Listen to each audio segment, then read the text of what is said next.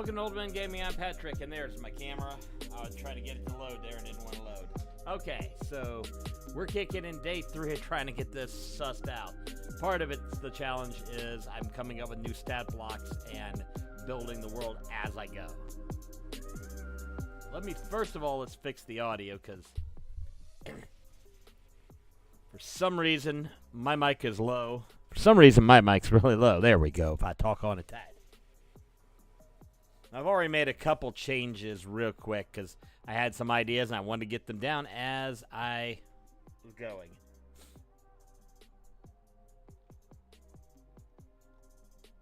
So let me do this. We do not. No, desktop. There we go. Okay, so we're building this introductory adventure where the party starts off in Waterdeep, and by the end of the first encounter, they get yeeted into my world, where they're immediately thrown into shit. It's like Picard season 3, episode 9, except good. I'm pissed. I'm going to be completely spoiler-free on that, because somebody may not have seen it, and there's no real reason for that, but yeah. The moment at which we riot has arrived. I'm gonna be fair, it was better than Murder Cameo. That one pissed me off. Okay, so yeah. Okay, so I was trying to think.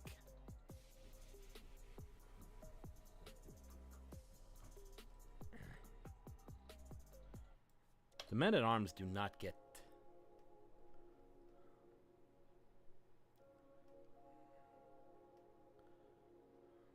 Okay, so...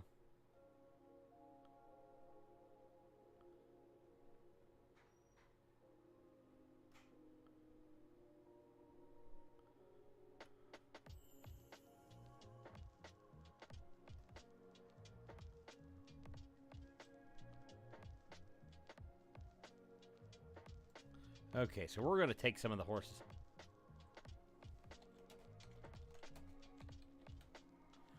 And I'm really shining with war horse, 2 less armored soldiers and riding horses, and a group of men-at-arms who will not put on horses, because I want horses to become a little less common. I just realized that everybody had horses. It's a bad thing. So...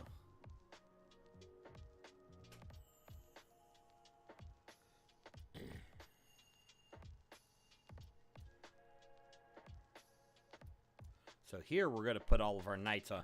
We're going to put all our knights on war horses here.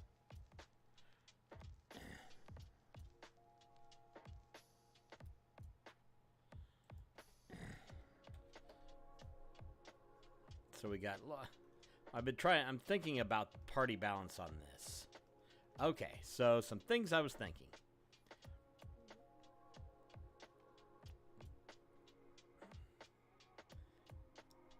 I think the soldiers do not get horses. The knight can get a war horse. The cleric will be on a riding horse. But soldiers march, and men-at-arms generally march unless their men-at-arms are minions, so they're going to take up positions on...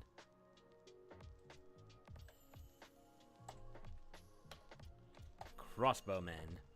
Okay. The point is I'm taking all soldiers march, and men-at-arms will march unless they're manning a wagon. That means we're going to have... It means there's only going to be 5 mounted instead of 6, 7, 8, 9 mounted. Meaning 4 of them cannot charge quickly. There will be 2 to 3 knights, depending.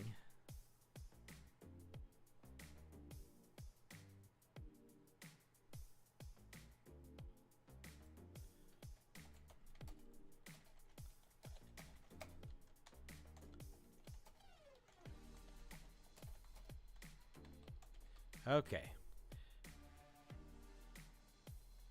we're going to take him out because I'm just thinking here. I got to look at action economy here. So let's.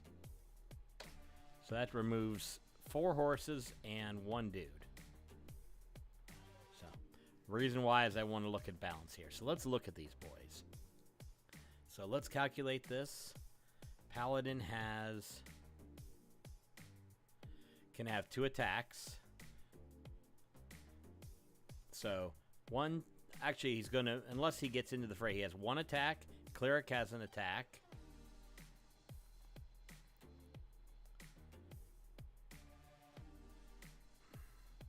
The Warhorse will have an attack. 4. The Knights 6, 7, 8, 9, 10. Now hold on, we got the Paladin who will stay back, the Cleric who will stay back will make half attacks, so he's going to be half. So we'll take that off. So we got Paladin will be making 1 ranged attack or 2 close attack, 2 melee attacks if he's pressed. We're going to have 2 Knights, 5, 2 Warhorses, 2 Warhorses. So we got, I got to count this out. So we got the Paladin, we got 2 Knights, 5. We've got 2 Warhorses, so we're at 7 that will get up into the fray. Let me look at the soldiers real quick. What the hell? Why did that go down there? Soldiers we got 4 soldiers. 1, 2, 3, 4, 11. 12, 13, 14, 15. Okay, so we have 15 attack. We have 15 potential attacks if the party's completely engaged. And I'm expecting a party maybe 6. So we're past the 2 to 1. So we are in a bad shape. We are in bad shape from an action economy. But I'm going to give them the position. I'm going to give them positioning to try to get.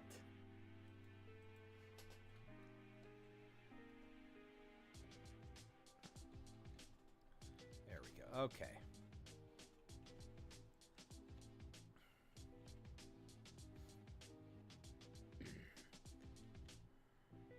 Yeah, I think.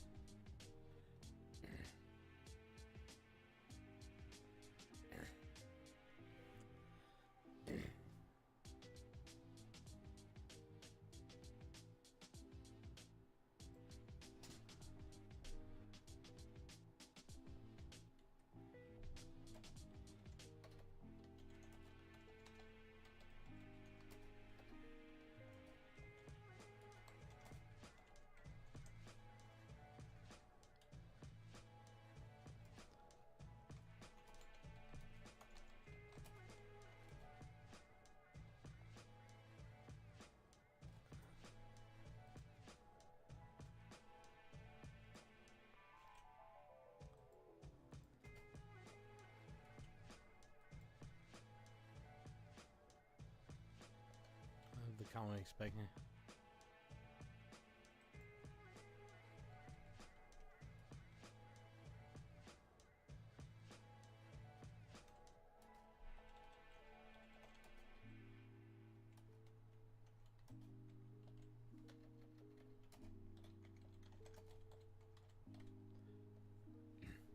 Okay.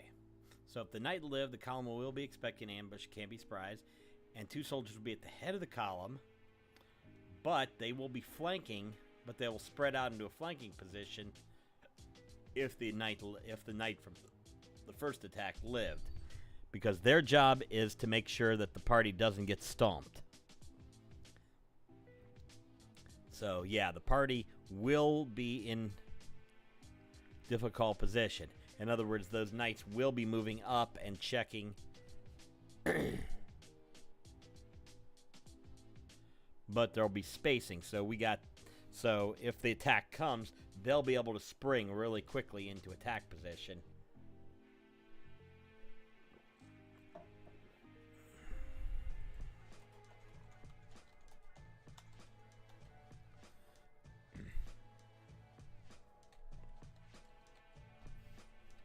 Yeah, the 2 soldiers. Yeah.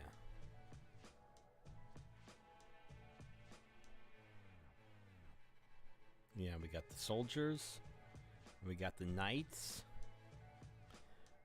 We got 4 ranged attackers. 3 to 4 ranged attackers.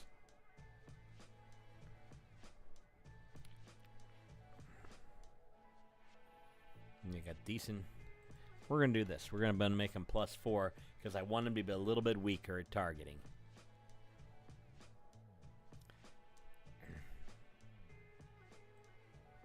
Let's take that piercing damage off.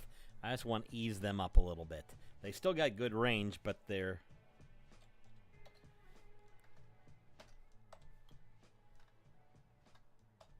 We're going to lessen their damage a little bit. Because I don't want them to be too dangerous.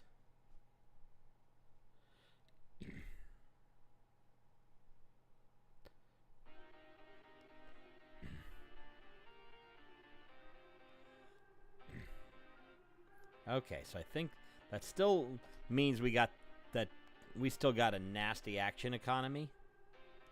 Okay, so let's... Okay, so I've got those combats done. Now, if anybody wants the backstory, I'll do it. But right now, I'm just going to try to... So we got to figure out a loot.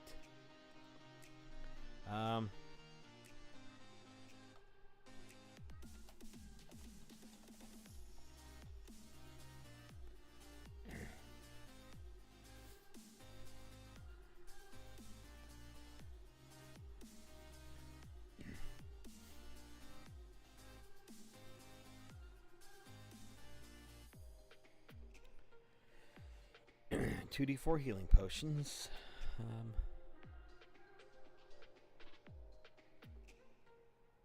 Let me see what the knight carries.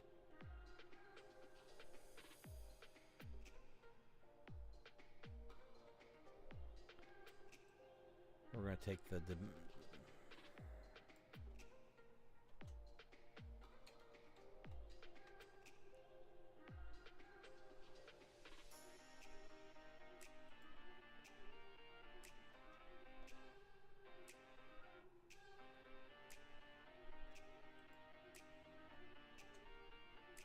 There we go, just drop him in there. Plenty of space.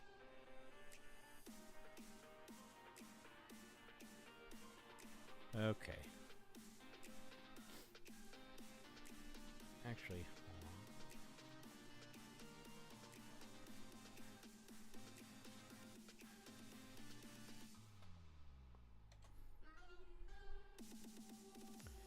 let's put the draft horse down there. Order war horse. And the riding horse right here. There. That's how you move things around real quickly.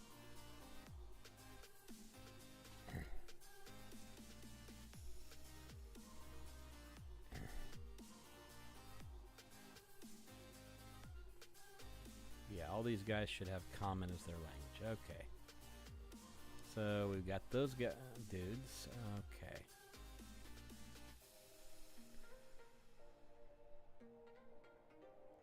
Clerics.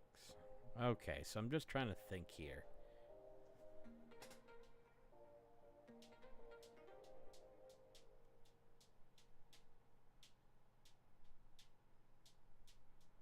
Fifth level spellcaster.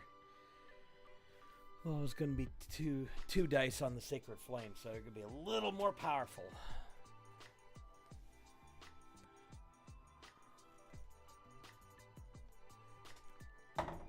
Let's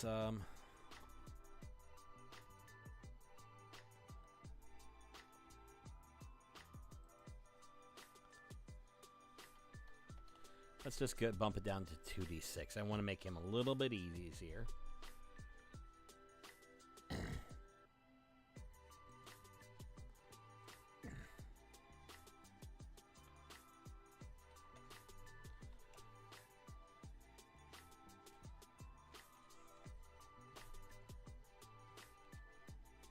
Three a day.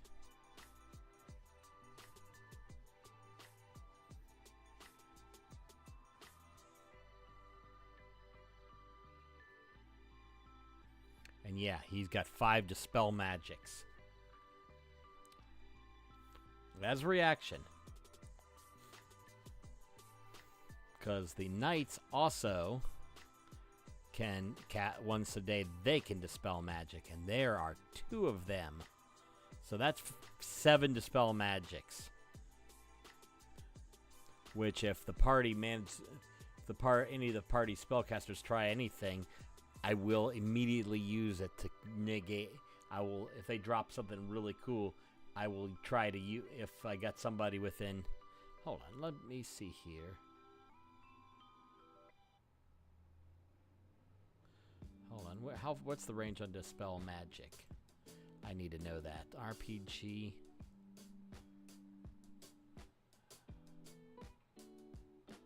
Basic rules, yeah. Come on.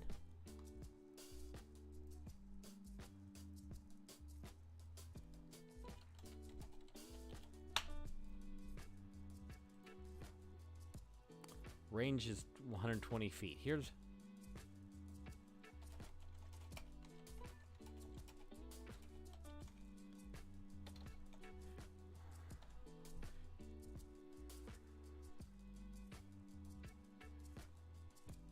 No, I want... Oh, I'm sorry. I don't want Dispel Magic. I want Counterspell.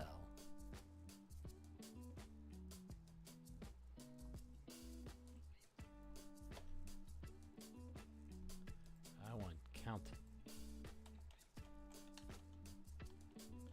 I did not catch that. Yeah, we're going to make it...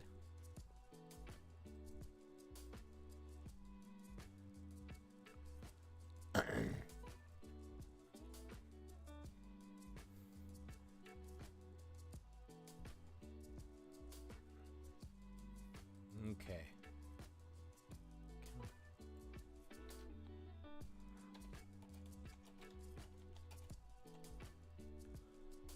3 with a range of 30 feet.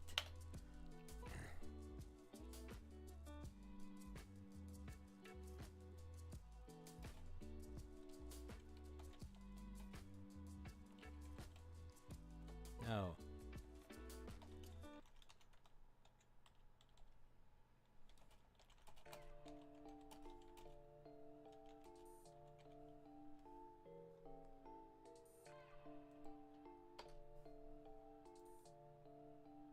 Can cast Counterspell.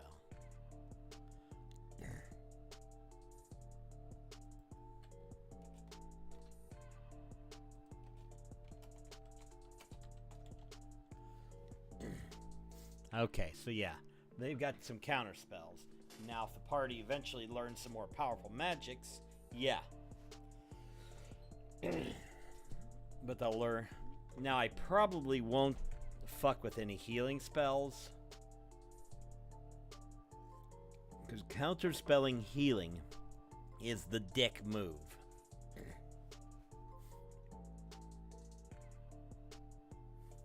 But giving him the 30-foot range means that they've got to get close to block those spells.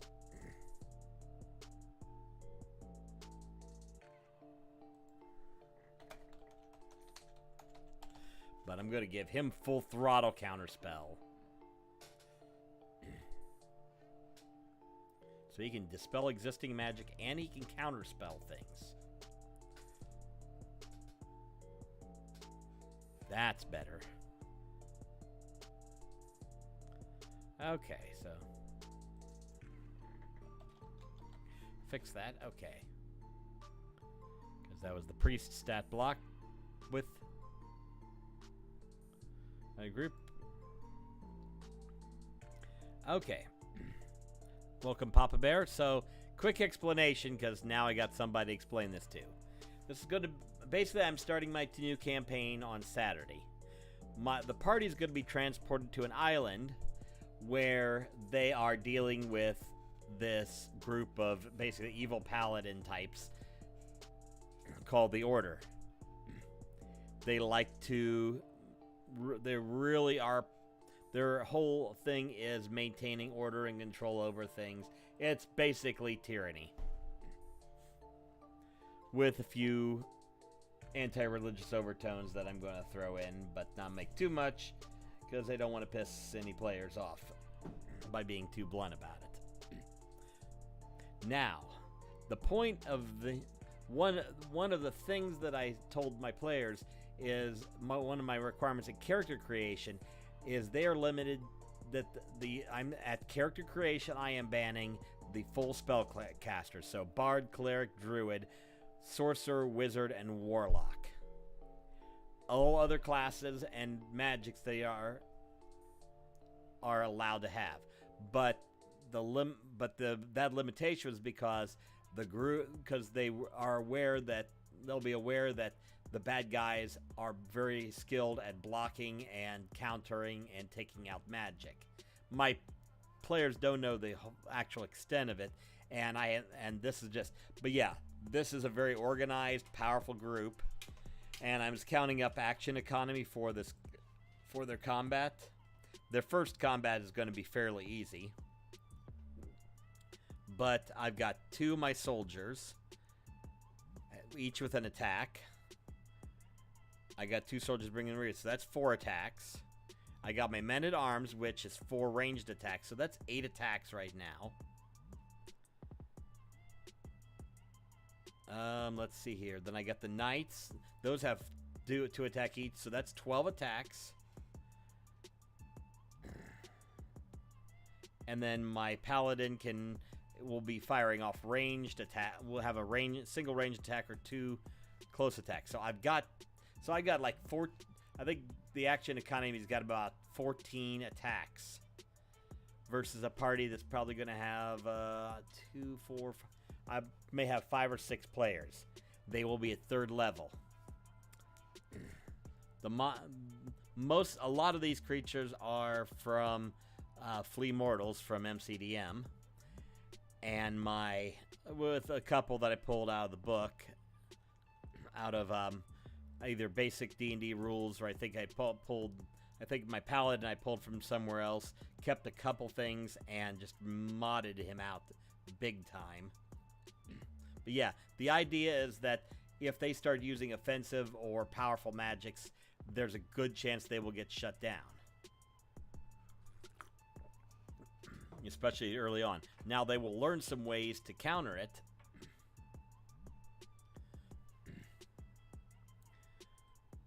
Like the other thing I give, the paladin has what's called the reflective shield. Any magical attacks again are made at disadvantage.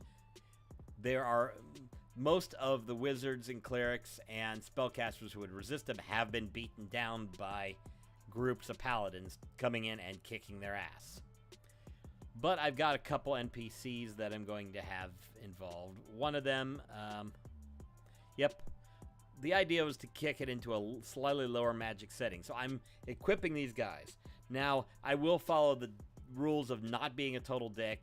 If somebody uses healing magic, I will refuse to counterspell that, simply because that is things that buff the party or counterspell, buff the party or keep them from dying. No, that you do that. You only do that in a boss encounter when there is literally, it is everybody versus everything and the bad guys are trying to win. But I do draw the line at killing their healing, because killing their healing is terrible. So, additionally, after looking at this, I'm adding another character. Their quest giver to send them into this world, which though is my homebrew world, but they'll start in Waterdeep and then get portaled here. I am going to add a basically half-elf ranger named Conwell Moonsong. He is going to get into extreme range, and he's got I'm giving him plus 12 to hit, 2d10 plus 5 piercing damage to draw off some soldiers. If it looks like they're going to get overwhelmed, I can use him to draw some people off and give them a better fighting chance. But I'm just going to use him as a ranged surprise attacker if things start to look bad or I think the party's going to get overwhelmed. Plus, let's see here. This is just a rough drawing. I'm going to actually kind of build out a little bit of semi-terrain because we're playing this in person. This is, hold on, let me hit a button here. Web scam. This is a rough map. The bad guys are going to be coming up the road this way. Yeah, okay, I got to think this through. They're going to be coming up the road this way, heading towards a village. If the party has time, they'll be able to get up here. They'll be able to take this ridge line here and these rocks and set up an ambush. So they'll be able to, if they got time to set up an ambush, they'll be able to set up an ambush and hopefully get a good surprise round and do some great damage. Now, for these guys, the men-at-arms are minion characters. So if they take combat damage, they die that quick. Poof. So they can be killed quickly. The knights are a little tougher. They'll be on foot. The men-at-arms will be in a cart and be firing off crossbows, so they'll be firing from somewhat cover, but they die with one hit. So that's pretty cool. The soldier, this one, let's see here. Basically, I haven't decided. There might be. I just haven't decided how I'm going to do this. The thing is, the island has a lot. The island is mostly desert. A good part of the island is completely unexplored. Let me pull that map, which I thought I lost part of, but then I checked the autosave and found that I'd saved. So, yeah, I'm definitely going to lead them towards an ambush. Basically, though, this being the first adventure, it's going to be fairly linear because I want them to experience the world and have an idea what's going on before they jump into the fight. And then there's going to be a good amount of hex crawl.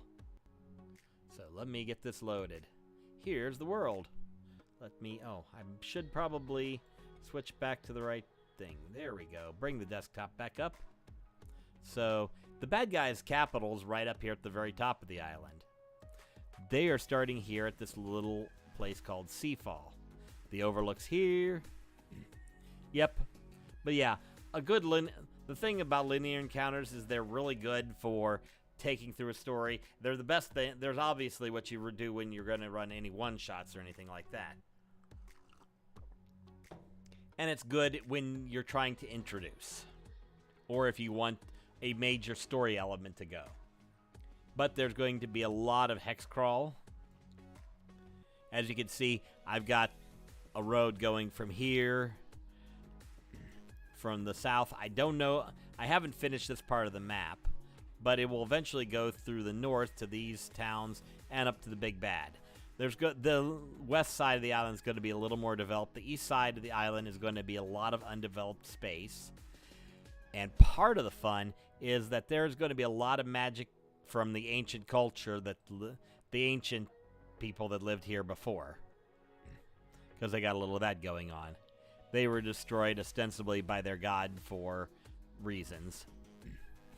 Although I think I'm retconning that's the story that gets told, but that's not necessarily the truth, because I don't want my god to be a murdering dick who would literally destroy the world for because he got pissed.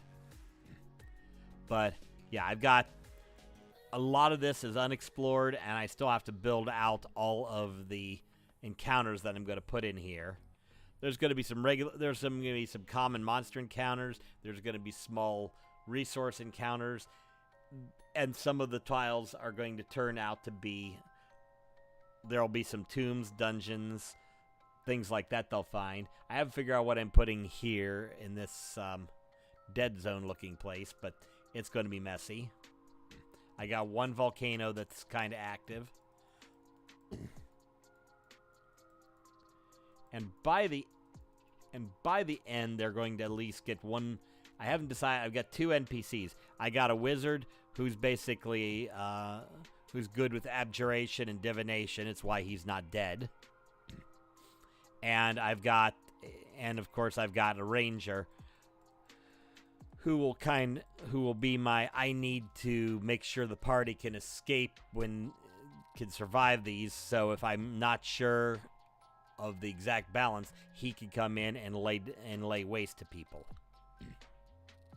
And he's related to my first D&D character when the group I'm with started playing D&D the first time. Several years ago. Her special ability, she started as a 3.5 bard, and she hates 3.5 bards because she got broke, and her backstory includes basically being saved by her god and gaining something called bardic meta knowledge. Think Deadpool. That's pretty much it. Except she's dealing with the fact that she's dealing with a multiverse. She literally in the encounter, his great aunt. Oh yeah, NPC and PC, because she started out as a PC. She's I've got her currently in another game, a Curse of Strahd game, where she's playing a 5e bard and likes throwing fireballs on occasion. But because in discussing with that DM, though, I had to neuter her ability for bardic meta knowledge. So while she kind of has some general knowledge about vampires, she doesn't know anything. She can't recall anything lore-wise in the world. Mainly because in the second 3.5 game she appeared in, we walked into a dungeon, which thankfully happened to turn out eventually be an illusory dungeon. But while she couldn't remember any of the specifics, she recognized it because it was the Tomb of Horrors. And she was like, nope, nope, nope. And then we found a way to break it and escape. So that's what happened there. But yeah, basically Conwell, when he's talking to them, basically says that he's going to, when the party's ready, they'll go to a back room, which is a portal to my world of Adrian. He's going to caution that while the portal should set them down near the southernmost part of the island, he can't guarantee exactly where, what time of day, but he's also pretty sure the party won't be dumped in the middle of town in front of the bad guys, or something his great aunt referred to as fucking DM bullshit. So I immediately dropped them in the middle of a village, and the bad guys show up, because that's fun writing. And they'll know exactly what I'm going to do to them when I say that, because it's like, oh, shit. It's going to happen, isn't it? Maybe. Let's see what happens. Step through the portal. Roll initiative. Literally, this is my second encounter is titled Roll Initiative. So... okay, so that, and I've got the Illuminati in here as the good guys. Here's the symbols. The Order has a perfectly symmetrical symbol and kind of sun-like. A lot of their stuff does radiant damage, but they're evil. But they're paladins. This is the symbol for the Illuminati, which is a moon and treble clef. Kind of a offhand reference to Moonsong. And then I just put this stuff in Greek lettering I wrote.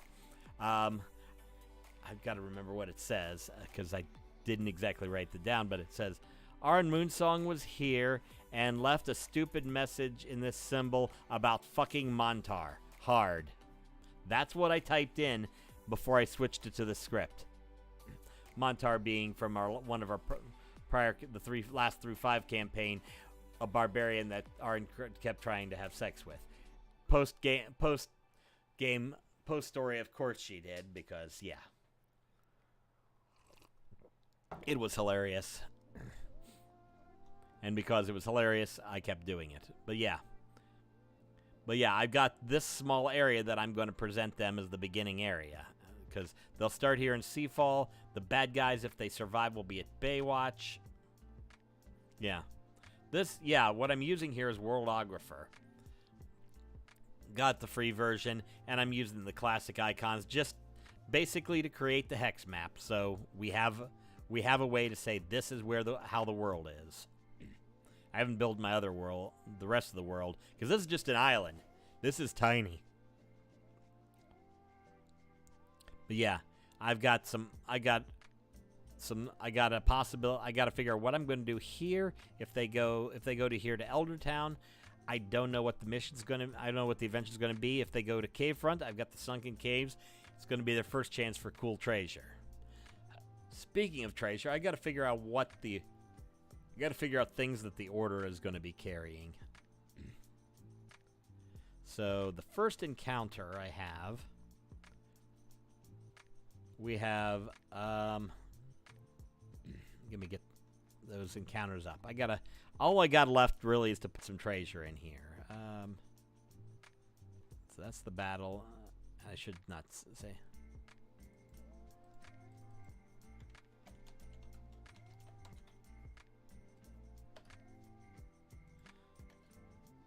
Now, because they don't have dedicated magic users and they're probably going to need them. Yeah. Well, if you're familiar with anything involving hex crawls, basically you move and you roll encounters, and it allows you. Now, my hexes, I'm going to do 8 miles. Ideal conditions, they should be able to travel up to 3 hexes in a day. They might be able to push out extra hexes, and I'm going to give them mechanical ways to gain extra hexes. But roughly 3 hexes a day until they get into the mountains. Then they'll get down to a single hex a day, because it's not going to be easy. And I think I've got a good amount of mountains. Yeah. So if they stay on this side of the island, they're going to have lots of encounters with bad guys. I'm probably going to put some things over in here. There's going to be a lot of encounters on the west side of the island.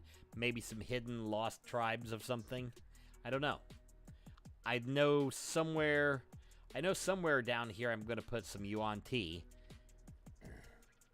Because I got some cool things. I've been looking at magic items and stuff I can get. So I got to figure out things I can give the party. So let's go to treasure for the Battle of Overlook. So let's go with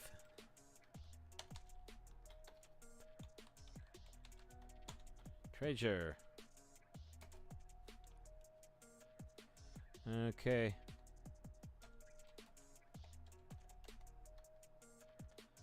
Let's do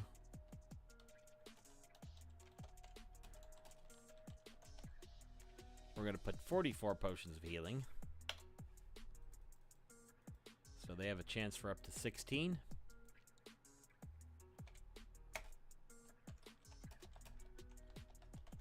We're gonna throw in a bag of holding because yeah. But yeah, one of the things I'm definitely going to do is that overland travel is going to be is going to be part of how this campaign, because a lot of this is going to be wild area. The downside of that is, but that gives for lots of encounter possibilities, and they don't know what they're going to do, but they're going to discover things. In addition, they won't know where they're going next, although they'll be able to kind of explore. And they'll learn that if they go higher up, they find different things than when they're in grasslands. Okay, so I need some treasures. So let's go ahead. I think I've also got a possible encounter where they're going to encounter a group of pixies and a hair golem from this book I picked up at a convention. Hold on, let me get. Hang on, I'll show you here. Bunk. It's called The Ultimate Guide to Hair. It's a 5e supplement that I won because nobody else put tickets in the bag to win this. So why not? Because then I go away with something. And I think I won some really good shit too. No, that was last year, but oh well. But yeah, it's got literally everything in the book is about hair. I have a brother-in-law who's a barber, so like hairstyles. There we go, lawful good, neutral. So yeah, they've got like hairstyles for alignments. Of course, chaotic evil is a beehive, because of course it is. Then there was this thing called the, let me get here, Always Fabulous Hair Do and Don't Fight It hair gel. It basically, it has 10 uses. You put stuff, you basically go with a hairstyle, and depending on the hairstyle is the spell you get. Like the ponytail is my favorite because it gives you use of Fireball. At some point I'm going to give him that. But the cool thing is they will gain ways to drop magic without having to actually be spellcasters. But one of my favorite things is that when you do the magic items that are healing potions are great because I'm house ruling that they can drink them as a bonus action so they can attack. Well, map fragment section on ones that glow. Ooh, wands that glow towards order supply cache. So they would have to figure out. Yeah, I don't. Well, here's the thing: the order is always going. The order is going to stay on the main part of the island and occasionally have forays up into hills and mountains looking for stuff. They're going to have more encounters and more dangerous encounters with the order as they go north.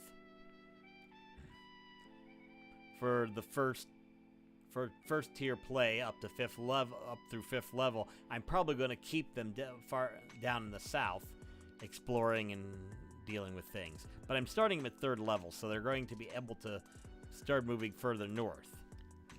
But yeah, on my map, I'm going to say this south order hold.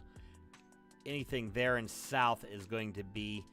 They're not. I'm going to make sure that they don't get past, say,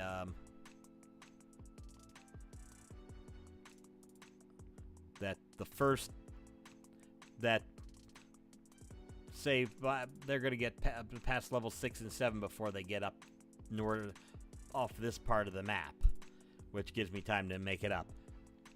So yeah, and then they'll just do some exploring and we'll figure out some stuff.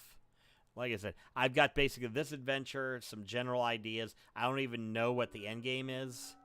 I don't even know what my end game is, although I kind of have a general idea of the bad guys. I just have to build them. Okay. So let's deal with this. So I've got a knight.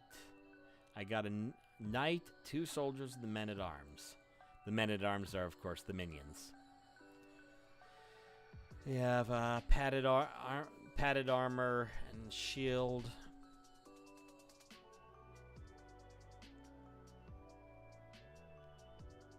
And long swords. Because everybody has long swords. Because that's kind of a thing. Yep. The Order of Soldiers, chain shirt, shield.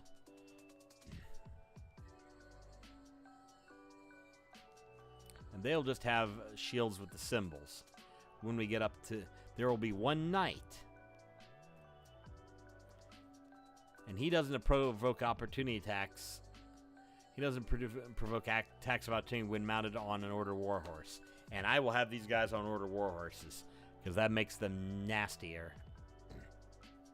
And because they're mounted, they'll be swinging a Morning Star, and the Paladin swings a flail.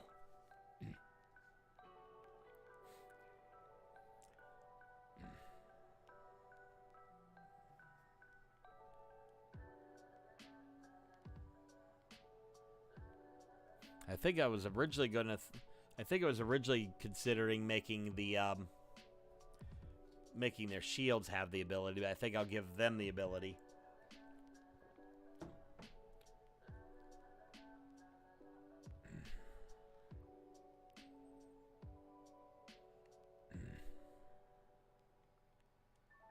Yeah, and they have the ability to, if somebody gets knocked prone, if somebody's knocked prone, they can kick somebody prone.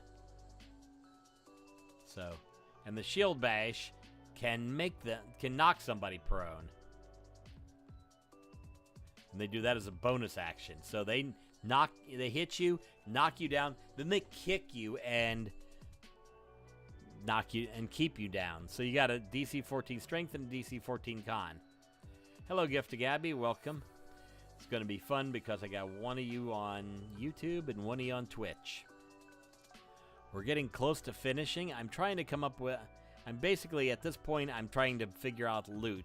Because I've got all my 2 combat encounters figured out. So I know I'm giving healing potions after each because it's a fairly cheap expendable. It's an expendable, and it's great when your PCs are not going to be spellcasters. That way they have better ways to heal. So let's get this up. Let's go to magic items. Rarity, common, and uncommon. Because we're only at level 3, we don't want anything rare to slip in here. Now I think all of my soul. Let's see here. Let me look at Morningstar or Javelin.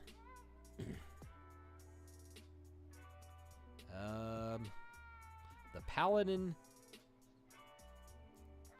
He has the Order Flail.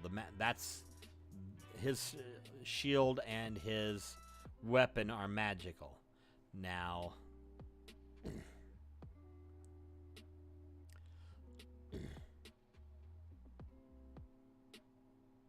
what was the reflective shield?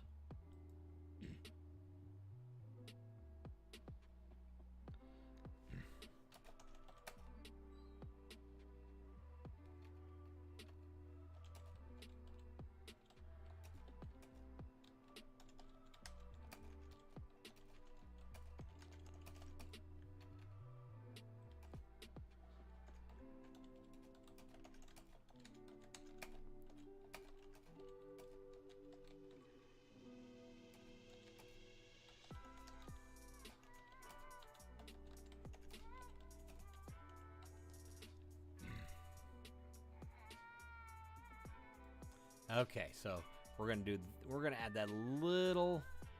Ooh, did I push the stat block all the way? Yes, I did. Damn it. I don't think I have any more. Okay, so let's do this. Let's grab these guys, and we're gonna just make it. And now it fits.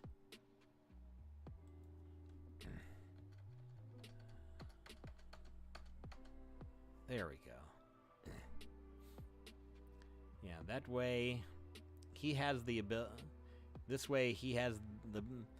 This way the shield. If they take the shield.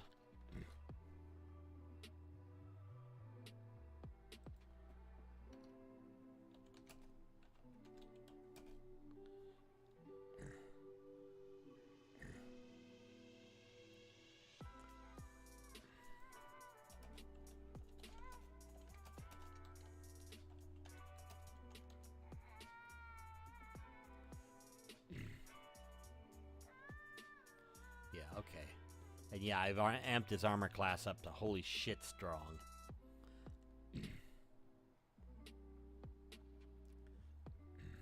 Maybe I'll... Yeah, he's 14. Yeah, I'm trying to think what I'm going to give them. If you have any suggestions, drop it, and I will... If you have any specific items... Remember, nothing above uncommon, and I don't want to just give out, and I don't necessarily want to give out armor bonuses yet. My players are allowed to choose one uncommon magic item with approval.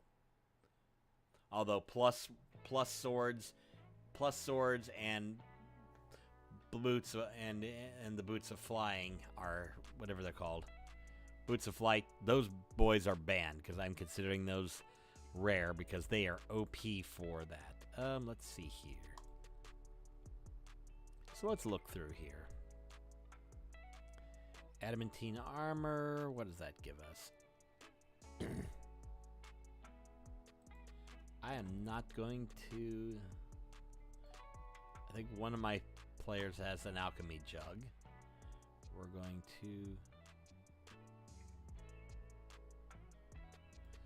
Let's see here. Divination magic. We're not good. Yeah, that's going to be found later. I don't want to give an amulet of proof against detection. That will appear. That will be found later because it's going to be something that they're going to need. Because the bad guys will eventually start trying to scry them.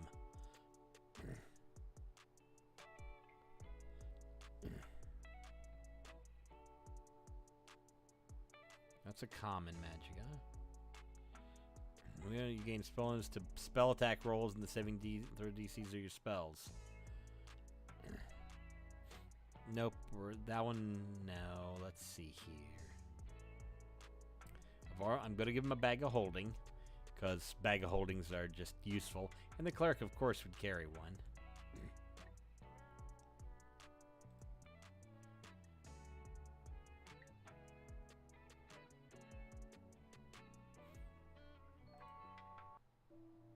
Okay, that's...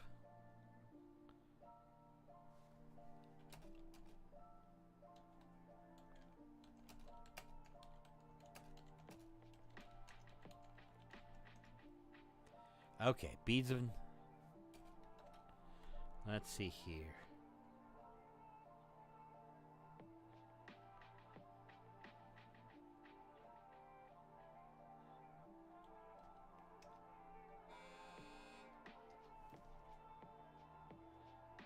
Yeesh. Yeah, window open, so yeah. Let's give them a chance for up to 24. 24 beads of nourishment.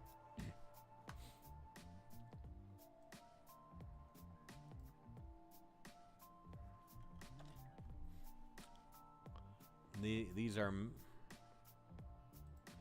Okay, so let's go through here. I'm just looking.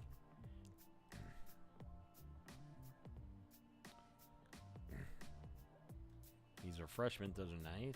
It's, blood spear. What does that do? Oh, yeah, that's from Strahd.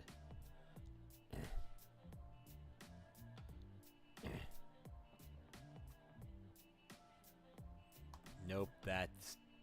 No, that's Bloodwell Vial. What's that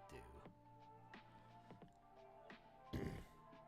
Nope, sorcery points, that's out. Boots Elvenkind?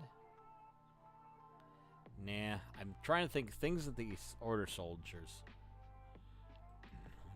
While you wear these boots, your walking speed comes 30 feet. Nope, that wouldn't be... Oh, bottle of Boundless Coffee. That's from Strixhaven.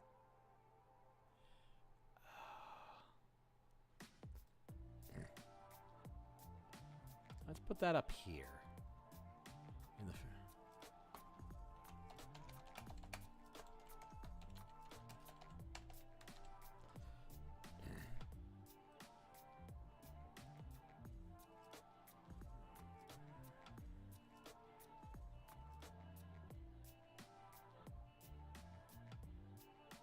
Broom of Flying? No. Cap of Water Breathing.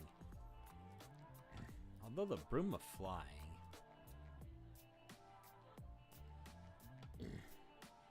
Flying speed of 50 feet.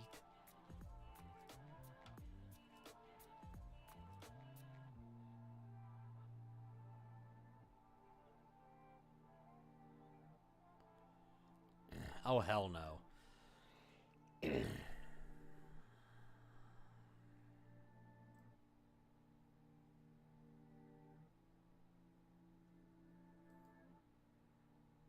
No, if I have that, the bad guys will try to use it. Circlet of Human Perfection.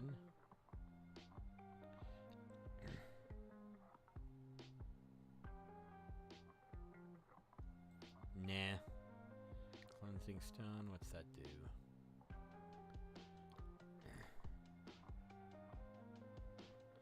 Oh. Nope. Cloak of Billowing, Cloak of Elvenkind.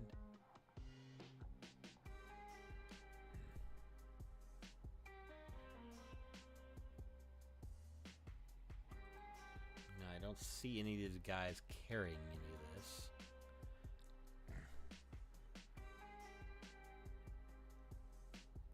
Yeah, these are all humans, so we'll give them a drift globe.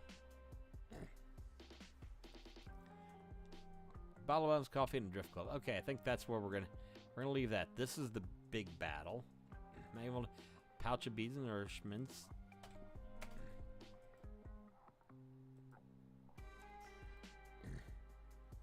Decanter of endless run, dark shard amulet, cursed luckstone. No, nothing cursed. But a drift globe's pretty basic.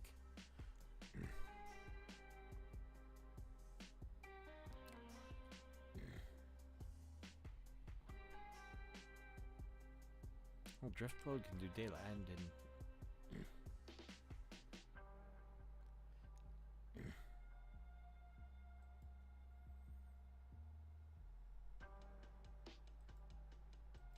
I've got stuff I have cannot be stuff that the bad guys would use because they will use them.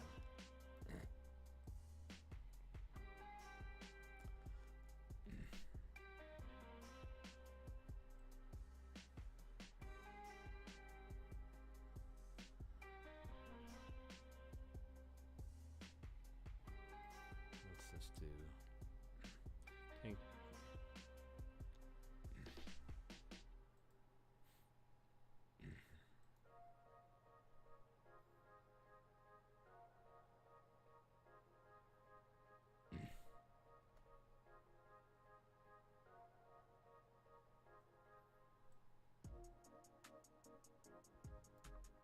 Oh, we're gonna grab that.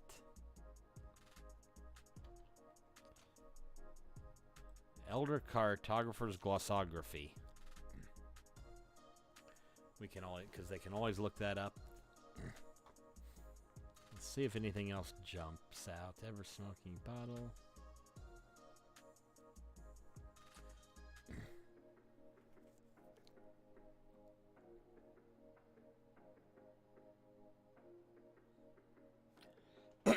Yeah, we'll find those somewhere. Eyes of Charming.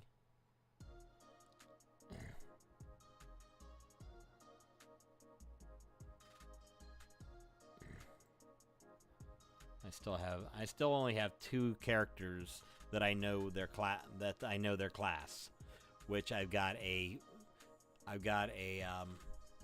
is shit? What's the subclass? Best subclass for fighters. Let me think here. What is that?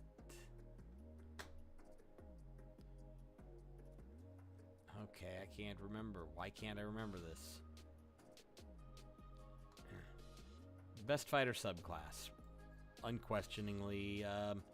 Oh, I got a battle master fighter coming, and the other one I've got is can't remember it's going to be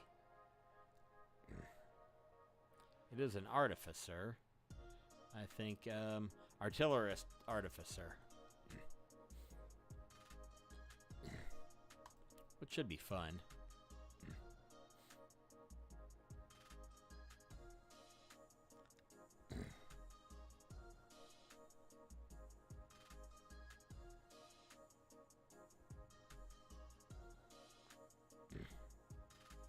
I'm trying to think. One other cool item. Oh, I forgot to put gold in there. Instrument of the Bards, no.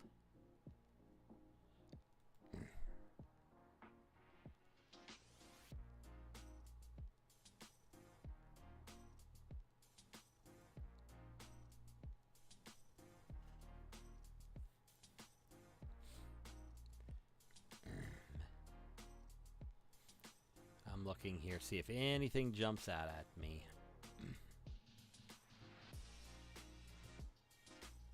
Mirror antidote, I don't need that yet.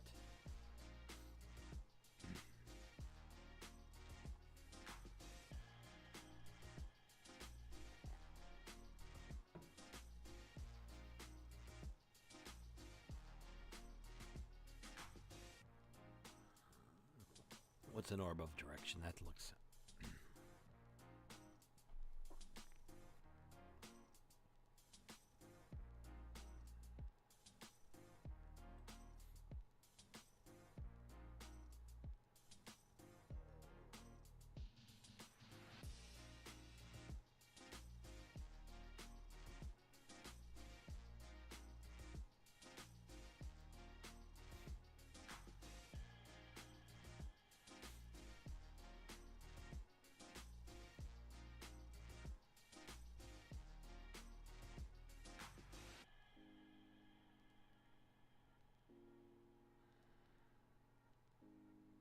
Ooh.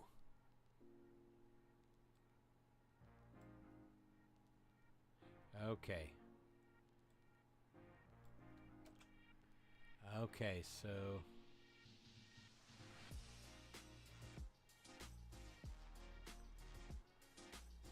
I'm just going to put this down here because I don't have anything else.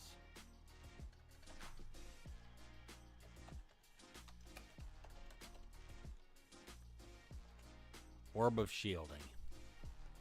Because it can be used to block radiant damage. And they're going to get hit with a lot of that. So at some point the party is going to get that. But it's going to be an attunable item. Okay. What's an orc stone?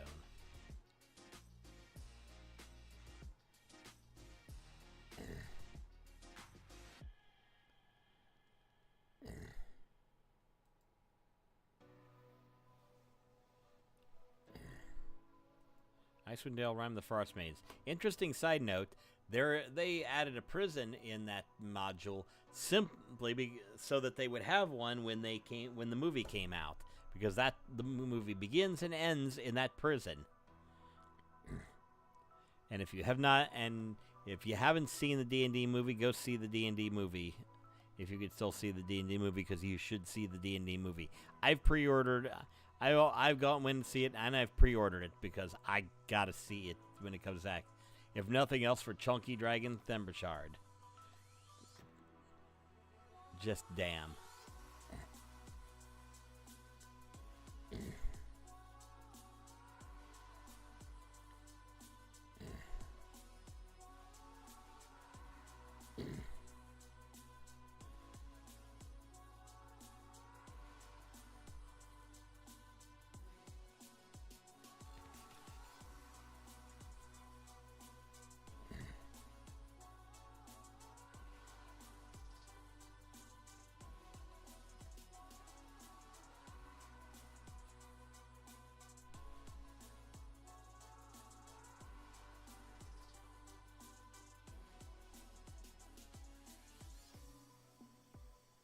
Pixie dust. Ooh.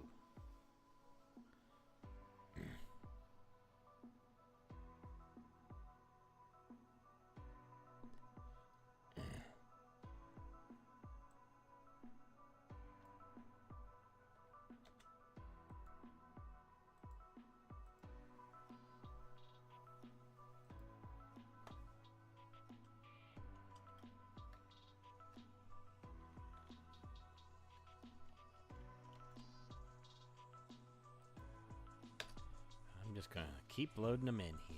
There we go. Of angling.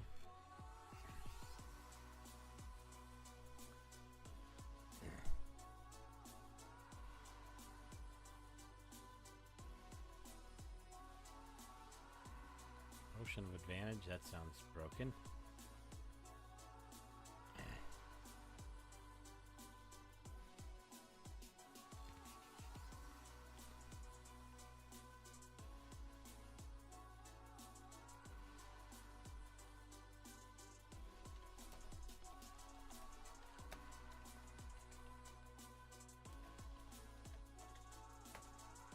We'll give 2 potions of advantage. But here's the thing: if you give the party consumables, they have reason to use the consumables.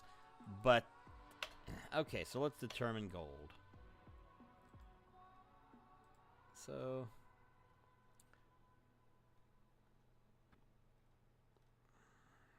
actually, they're going to care. Actually, I think we're going to have a lot of silver pieces because the order while they're tyrannical, they also do believe in paying for things, and they generally carry silver because not as many people use gold. So, let's see here.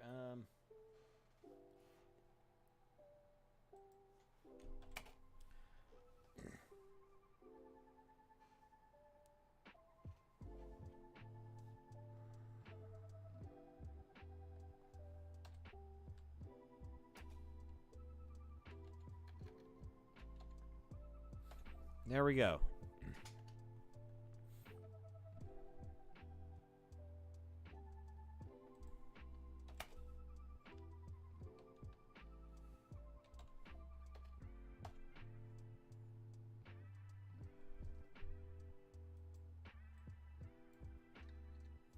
$96 silver pieces.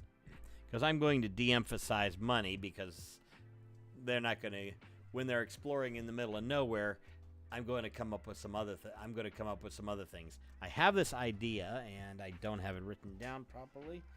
Something called Luanite. It's basically as you get it, enough of it, and you can enchant weapons and armor and items. Like red does damage, black can create death effects and other necromancy. White is going to have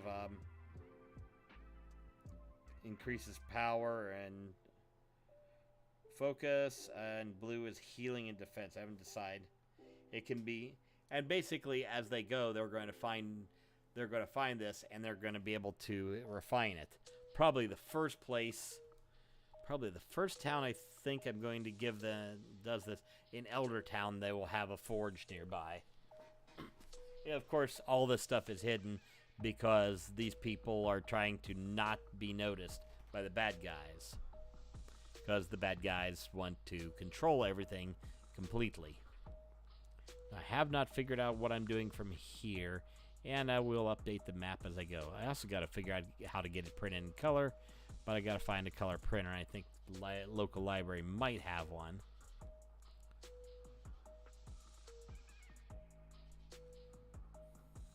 So I need to do this. Okay. I just thought of something. Layers. Hold on. We're going to do something.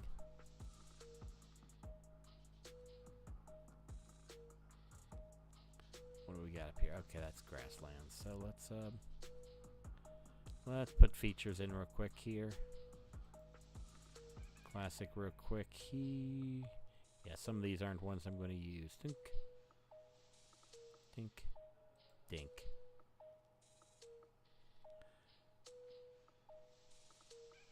Basically where they could travel freely, there's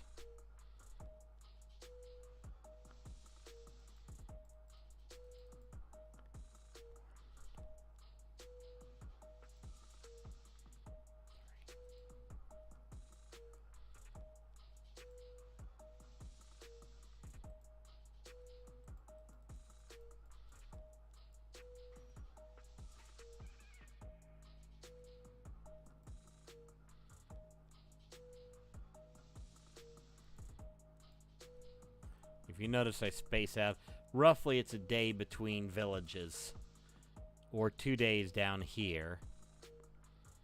And then I'm going to probably add some more. And then settlement ports, there's 2 of them. So there is some trade shipwise between here in the north and here in the south. And I haven't figured out where I'm going to do this exactly. Though I'll probably put this big map up on the screen for them so they can see what I've got so far. Although mainly they're going to just get the local map. Which I wonder what it looks like real quick. Let me do this. Oh, I did print it out, didn't I? So yeah, it's one of the 2 handouts I got. So let's there we go. Okay, so that's what it looks like in black and white. So not too bad. See, there's Seafall, the Overlook. You can't tell as much what stuff is color-wise because the green and the blue tend to blend together pretty badly in this. Although you can kind of see lines, so. I'll probably... so yeah, I got to get these printed in color. So that will be a Saturday. That will be a Saturday thing. I got to look at. Hold on. Let me look here.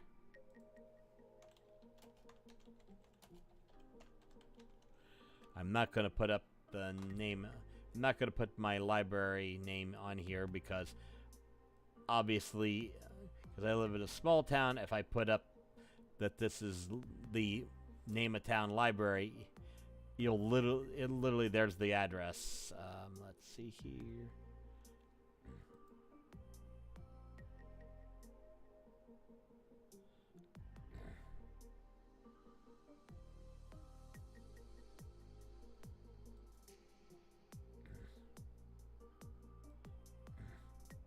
There we go. There's the county library site. Let's look at the hours. Let's see here. There I am. Thursday till 7. Oh shit! That's today's Thursday. Friday they're 10 to noon. Saturday's 10 to noon. Okay. So, and I play Saturday night. So I got to get up and go there Saturday. But we've also got garage sales, so I'm going to probably get up and get moving early on Saturday because I also don't have D&D tomorrow night because DM canceled out this week. So I get to bed at normal time. I get up at 8 o'clock. Actually, I probably have to get up at 8 and run my daughter to softball. And then I can do garage sales. Zip over to the library, pay for a couple color copies of the map, and then I'm good. Okay. Yeah, today would have been Monday, Tuesday, and Thursday. They're open in the evening. I could have gotten there easily. Wednesday they're closed, and Friday they're short hours. Now I could go on my lunch break, but I have a half an hour, and if I want to go there, I have to shower and be ready to go before I get up. So, crap. Okay, so I think I'm done with this adventure. I think it is ready to run. Treasure. So yeah, we got potions of healing, their bag of holding, potion of advantage, 2 potions of advantage, pouch of beads of nourishment. But I can only give them 2 potions of advantage because they're basically, it's for skill checks. You're generally... Now, they could quaff the potion in combat and get advantage, but they only have 2 of them. So it's time when you need to make those very important checks, then you quaff potion and you're good. Pouch of beads of nourishment, which will help them in the wild, means they have to carry less rations. Although if they get a rain... What can a ranger do? Hold on, let me check something. I want to do game rules. Let's see, artificer. Yeah, we want to look at artificer, paladin, ranger, because those 3.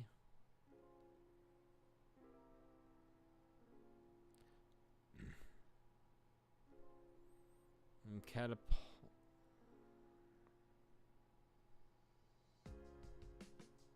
Okay, nope. Bless army command compel.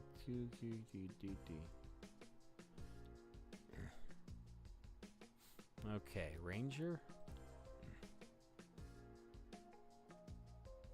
Okay, so we get a ranger in the party. They can learn Goodberry, which might actually be somebody takes.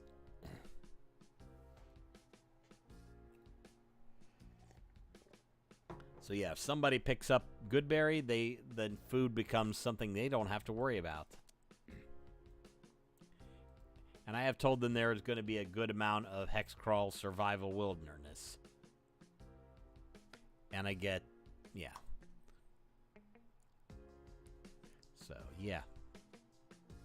And I might allow them to just yeet the adventure out. I also give them, when we introduce, they get this letter. Which, if you can kind of see, there's some things on it. Let me show you the actual... Oh, hold on. Let me show you the actual letter here. Back to that.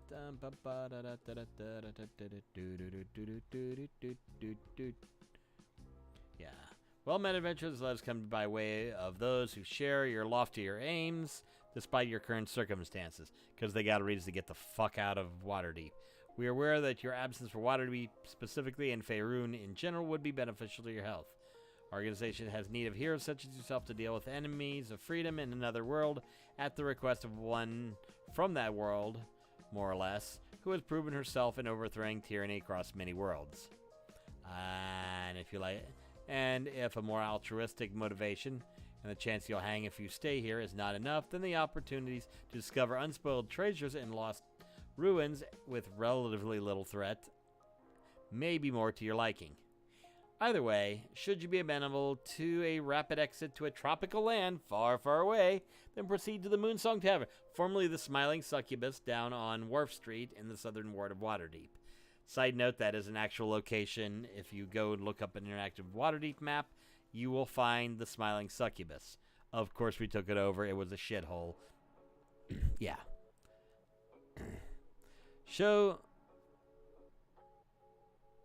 Oh, crap. I found a typo.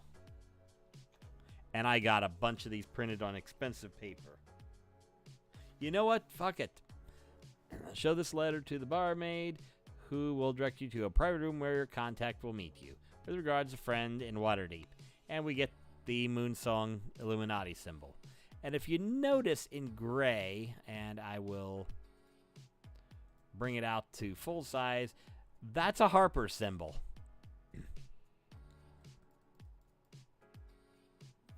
Because, yeah, I'm definitely including the Harpers in this. Psi Crystal, what's that do? Telepathy?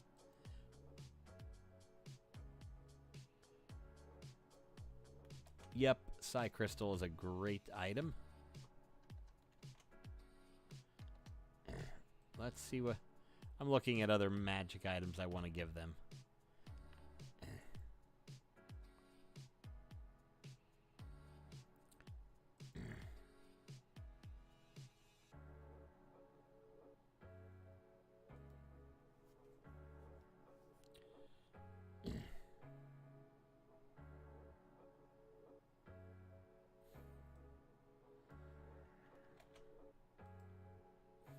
You're going to see me put a lot of...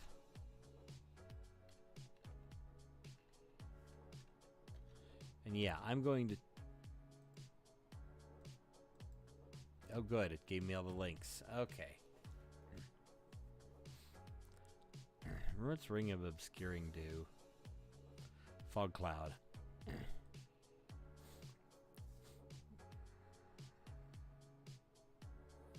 Ring of Warmth. Ring of what? And I'll also ask them if there's magic items they are interested in.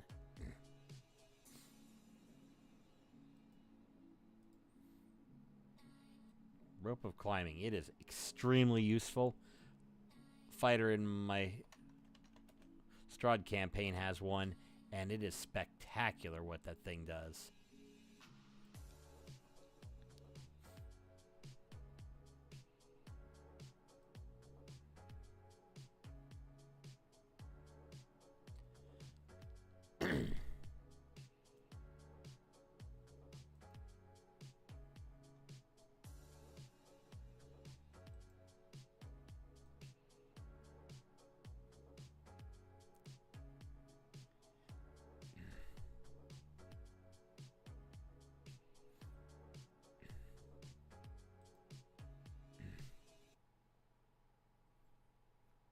Let's see here. Shift weave.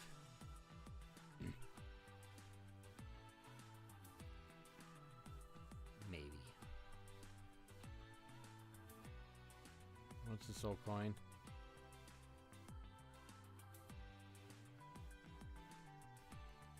Okay, nope.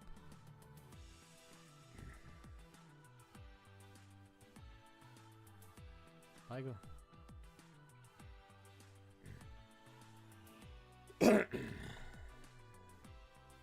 Location within my...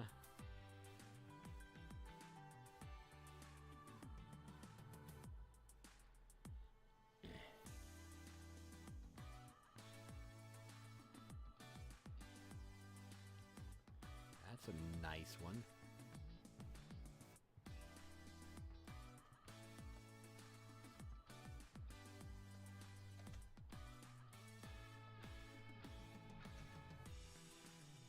Yeah. I'm finding a lot of things. Okay. I think somebody's got a staff of flowers. Staff of the Python.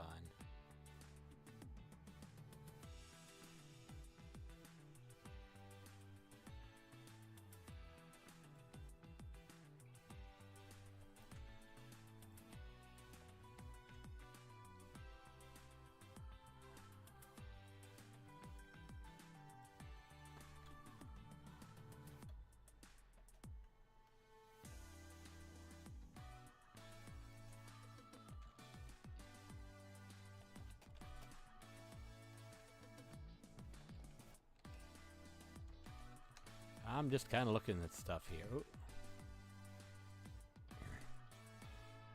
Format, columns.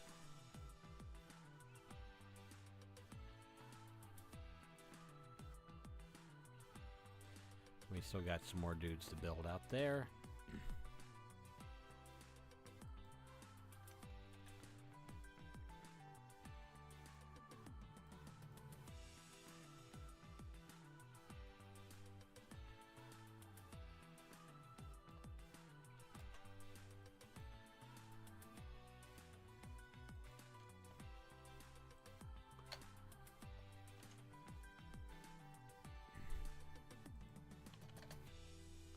Okay, Luckstone.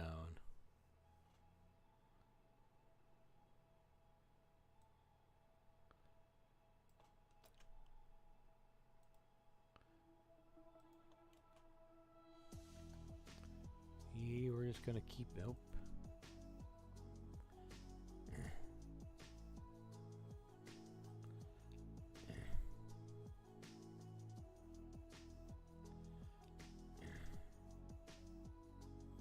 Tankard of plenty.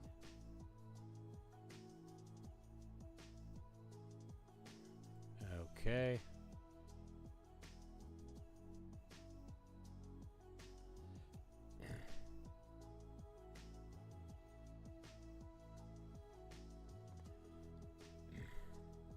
It won't really need that.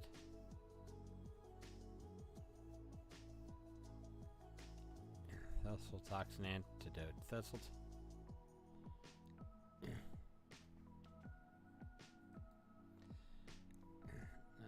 Unbreakable arrow.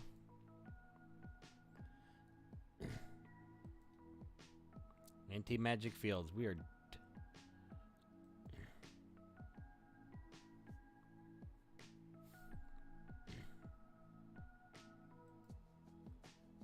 Voting kit? What the?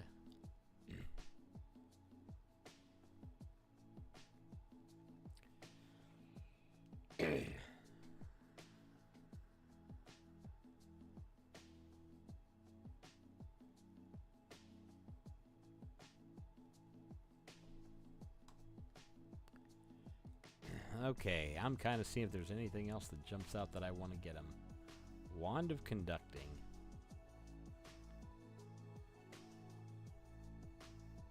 I'll create orchestral music by waving it around.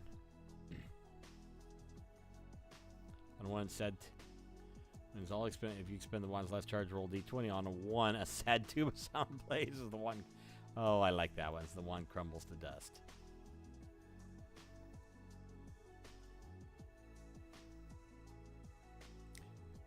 Oh, hold on. We're changing some stat block.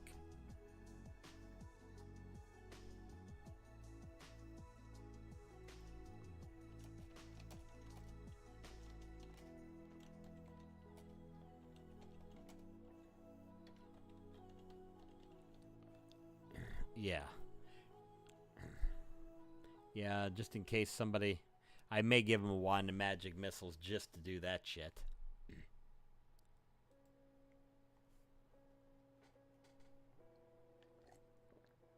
Yeah, I'm gonna give him a wand. I'm gonna give him a wand of magic missiles.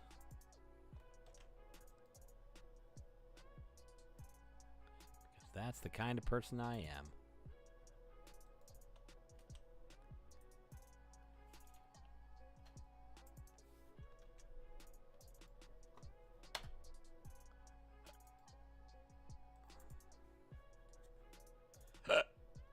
Pyrotechnics.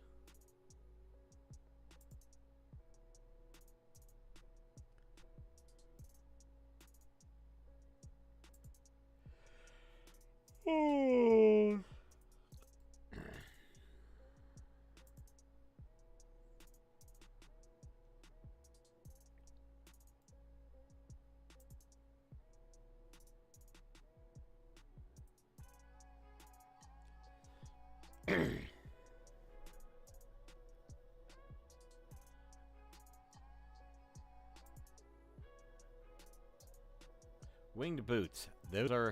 Those I can see. Yeah, those you can cast the gust of wind spell. I might eventually let somebody find those.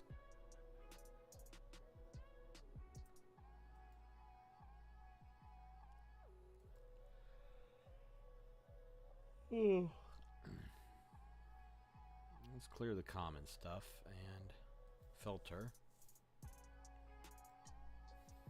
Requires attunement. Let's just see if there's anything that jumps out at me.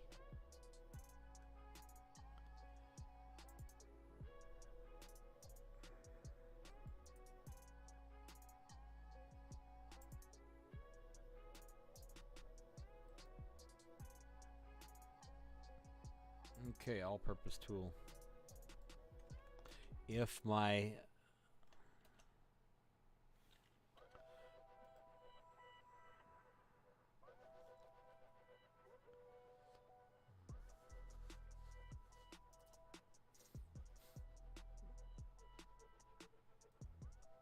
I'm gonna put that in the list.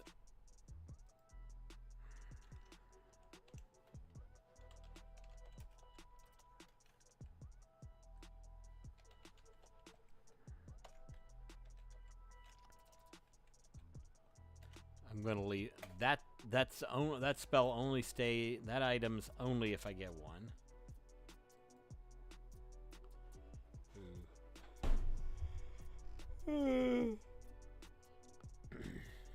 Arcane Grimoire, Barrier Tattoo.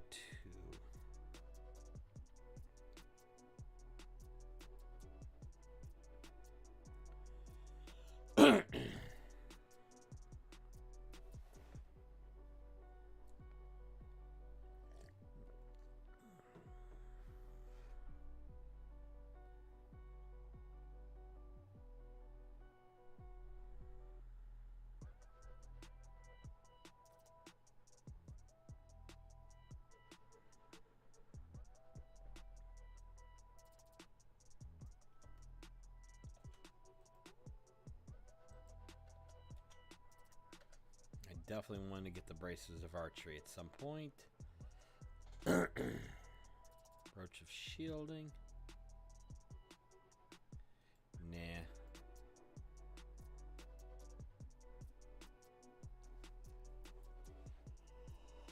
Oh.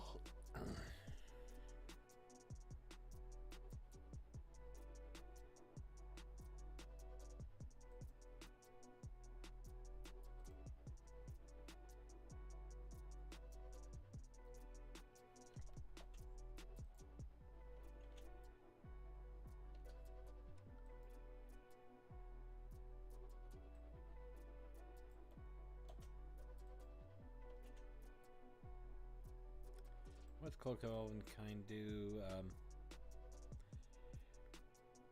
Wisdom and advantage on dex stealth made the hide as cloaks. That's something I want to get in my fighter soon or later. What does the Curse Luckstone do? Oh. As you choose the magic, your next two ability checks are made with advantage. Disadvantage, that's cruel.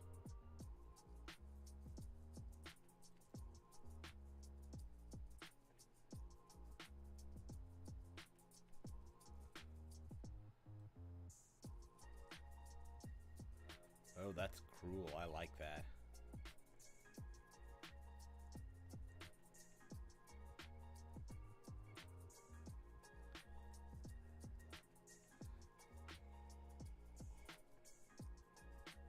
Oh.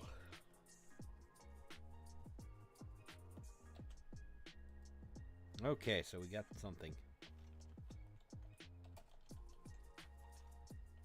I don't know if we're going to have a monk, so I'm just kind of putting things in here. But I like that.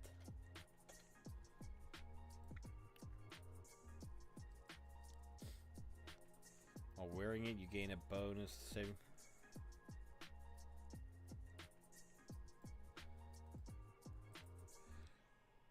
Oh. Use an extra. That is a power up.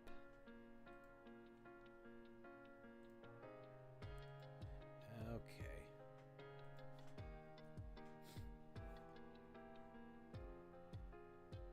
Eyes of Charming. What do those do? Nope. Eyes of the Eagle.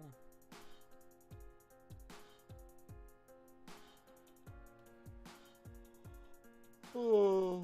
Oh.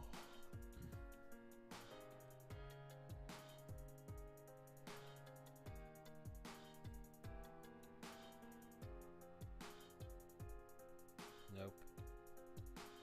Gauntlet's Ogre Power. Nope. Gauntlet's Ogre Power are a no. They might.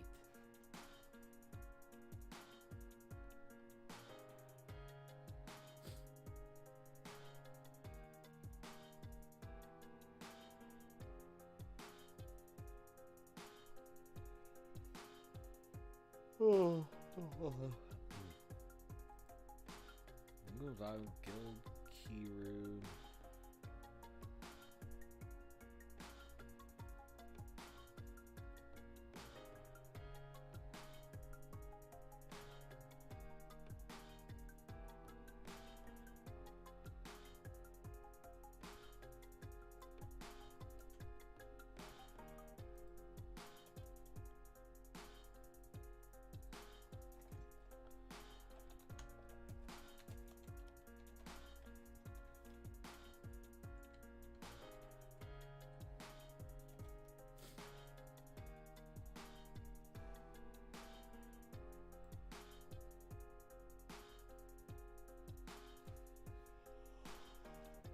Oh.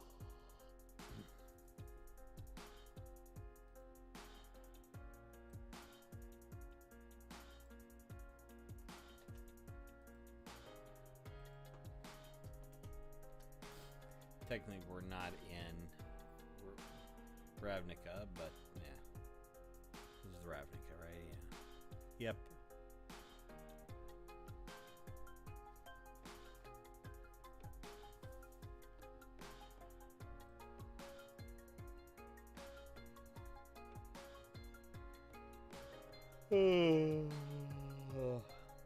Yawn.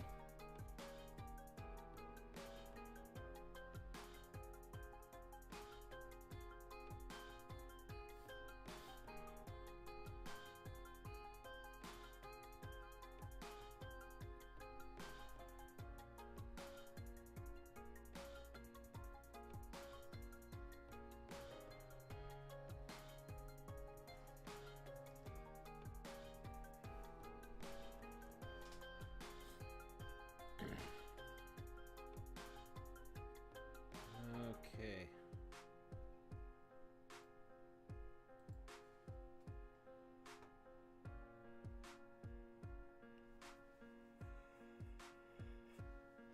Oh, God. What's Mind Carapace armor? Oh, Mind Flayer shit. Medallion of Thought. I will say, oh, that's the back story. Is the Order was brought to the island to stop. Was brought to the island as a stopgap to slow the spread of another bunch of bad guys that were invading the world. Another baddie invading the world known as the Void, with the power to literally destroy things. Now, the original story where they come, and this happens far in the north, that story has been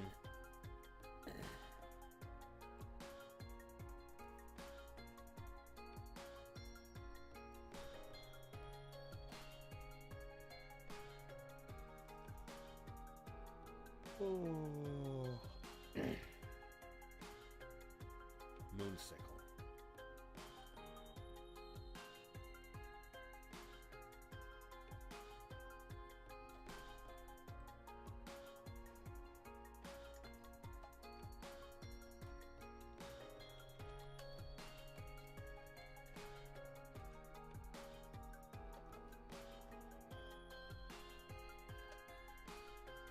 Okay.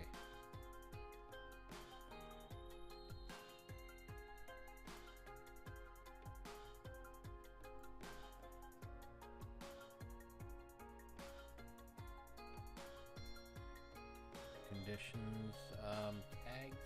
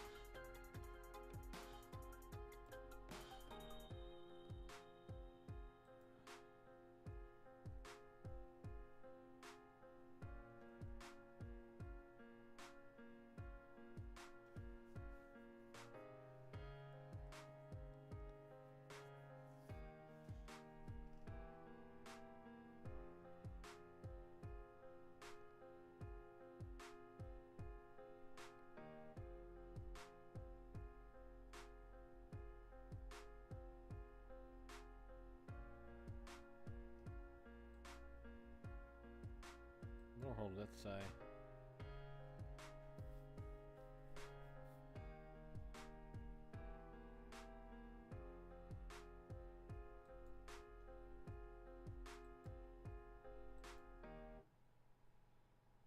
Medallion of Thoughts.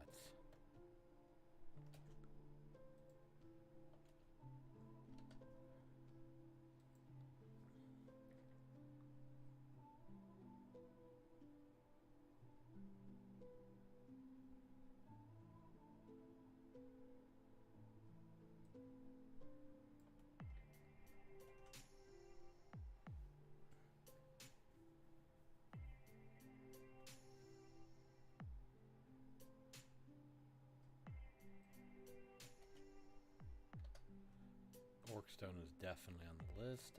Pearl of Power.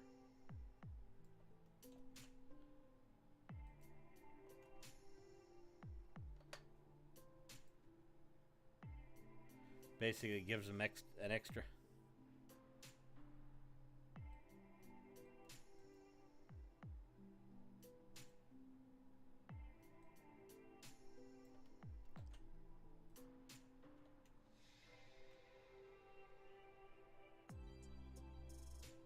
Yep, we're gonna put that one in.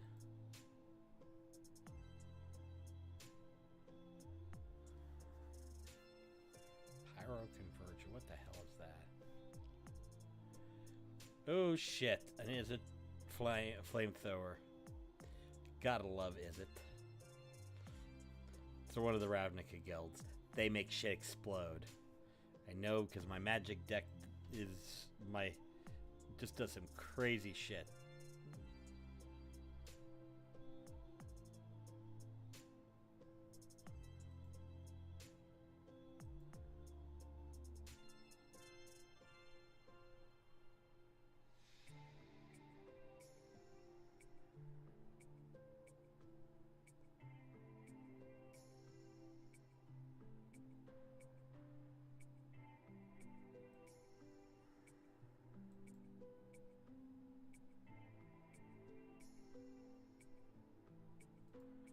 Bard.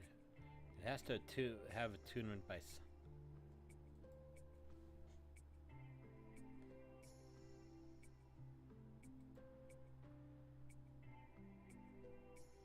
Ring of Obscuring. What is that?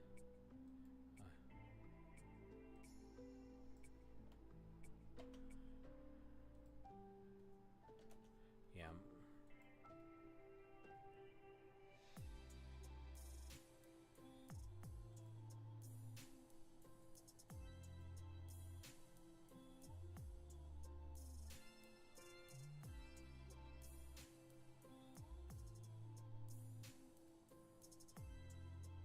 Rod of Retribution, what's that thing do?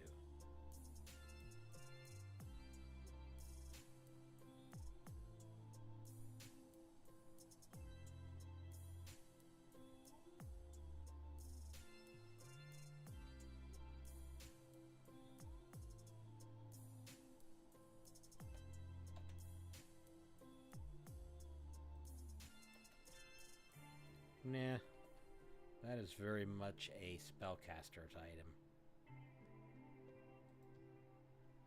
Amity Rod has 3 charges while you're holding the rod.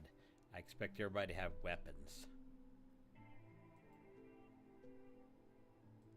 Warlock, no.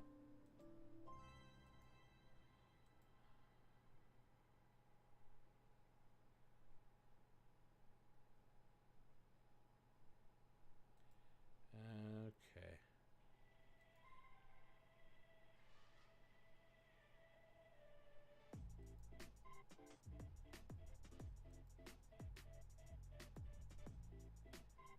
It's magic.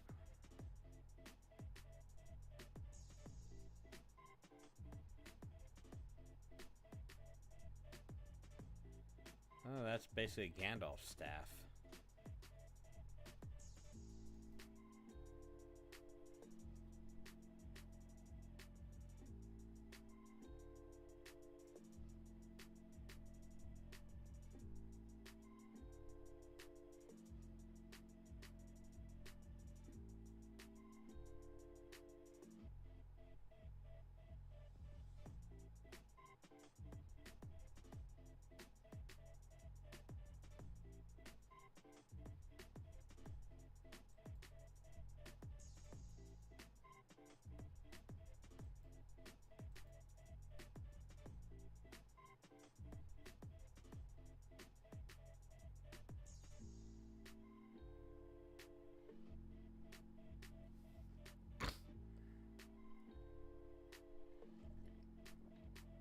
Gem instead of having any effect, cantrip.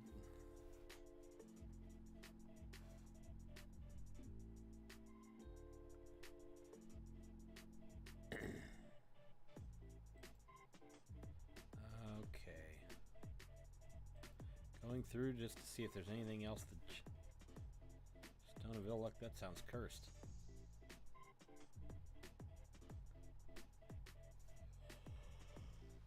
Oh. Oh, okay.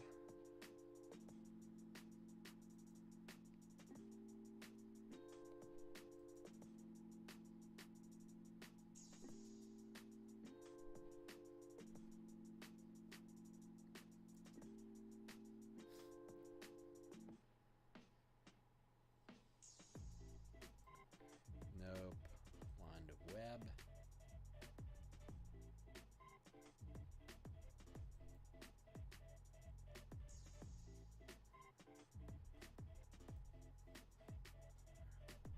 Okay.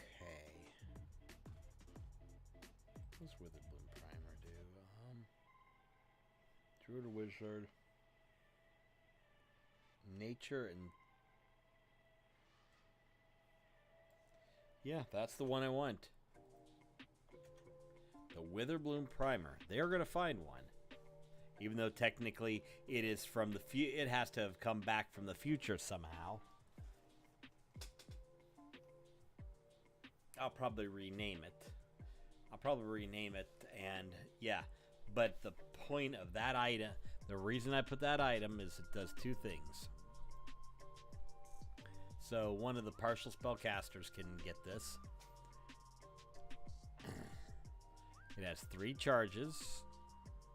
Allows you to make a nature or survival check. To give you a 1d4. In addition, if you study it, you gain a first level from Druid or Wizard spell list. So yeah, you have it gives you one of those extra little... Yeah, okay, so those... Okay, so I got a big list. I got a good list of future magic items. Illuminati. I still got to build those. Still got to build out the Inquisitor, the Shield Lord, then the Counselors, and the Lord High Counselor. Those are going to be the big bads. I don't know how I'm going to handle those yet, but I haven't decided. Shield Lords, Inquisitors. Inquisitors are going to have some bad shit. Because they're not going to be fighters. They're not going to be combatants. They are going to be... I think I'm going to focus. Let's see here. Oops.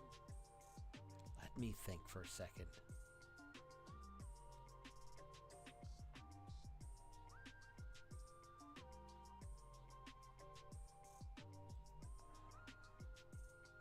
Okay.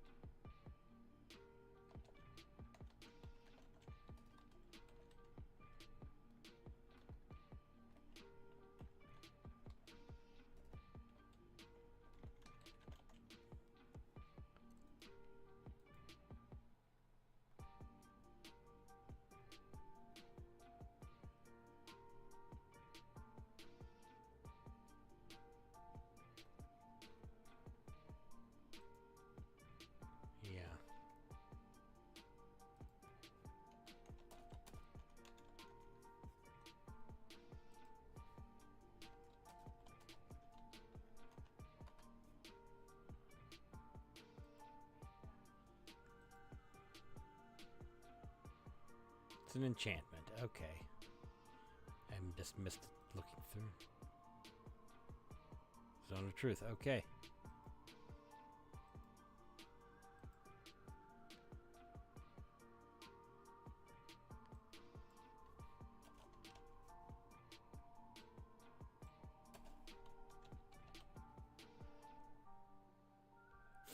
I'll probably grab like a rogue stat block or something like that. Probably make him a dex-based fighter.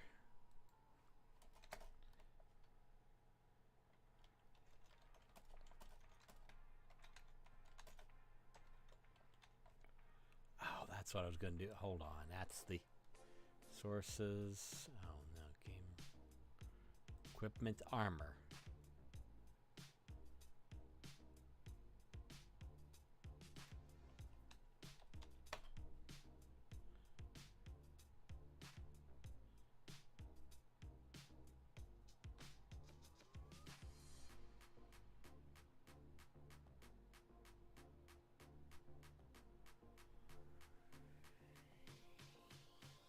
Chainmail is AC 16, yeah. Okay, so we need to go back here.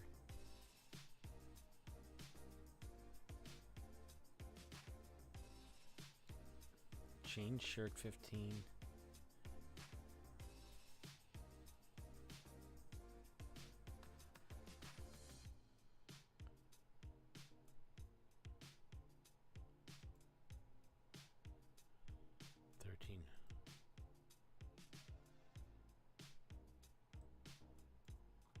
That should be 16.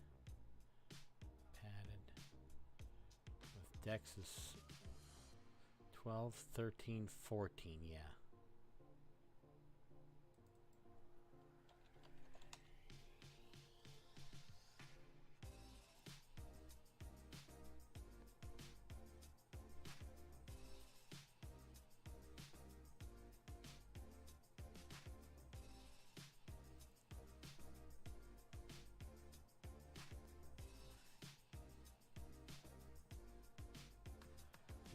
Do them at 16. Knights and soldiers at 16. Now I gotta fix him slightly. We want to get that down to 18, which is still hard to hit. We got 3, 4. Ooh, that's gonna make him really hard to hit.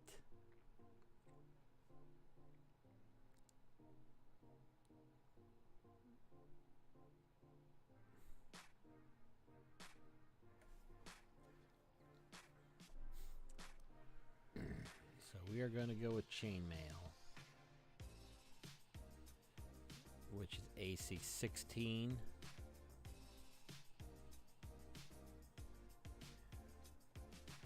I'll make it 18, so.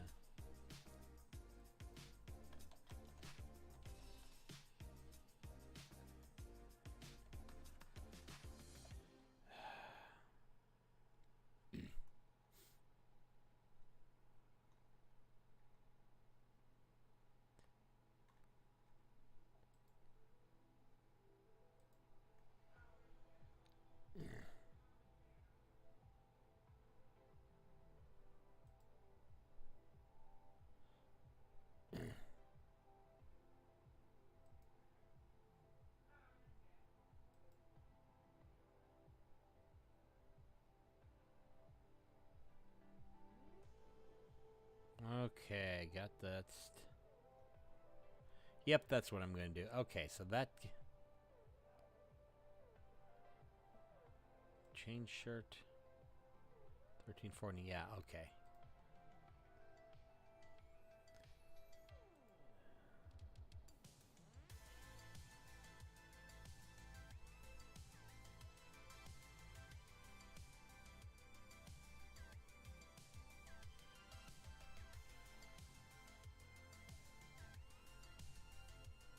Yep, chain shirt's going to be the next one.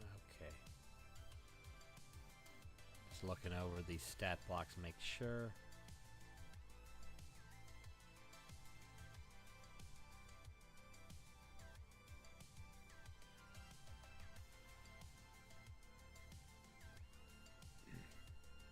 Okay, so I think I'm good there. Okay, so now I've got everything I need, I think.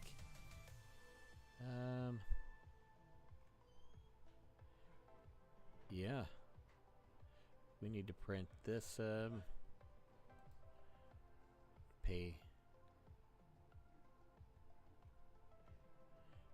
page 2, page 3, page 4. Print. Custom. Let's do this. 2 to 4. Print. Now we go to the adventure itself. I got that printed. Got that printed. I got that printed. 6. 1 to 6. Oh shit, I got the good paper in there. Damn. I did not want to print that on good paper. But since I got these on good paper, I'm going to keep it that way. Hang on a second. I'm out of paper. I am going to grab some.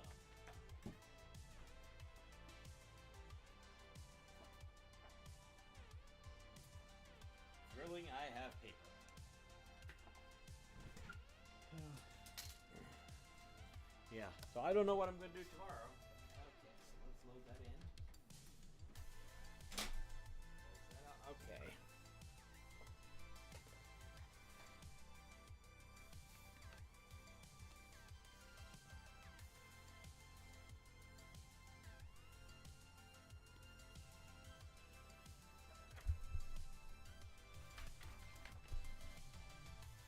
Wow, that could have been bad. Print.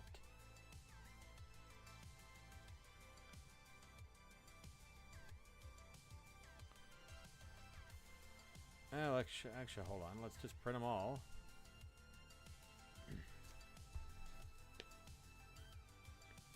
Okay. So yeah, now the only thing I have to do...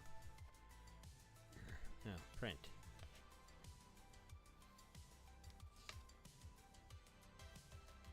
I did not mean to use the good paper, but I used the good paper.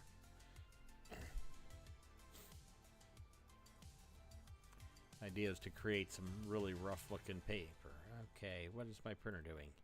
Okay, so here's the deal. I've got to switch gears here because I got to prep for Lars and I's episode of Technicity, which we're dealing with the penultimate episode of Picard.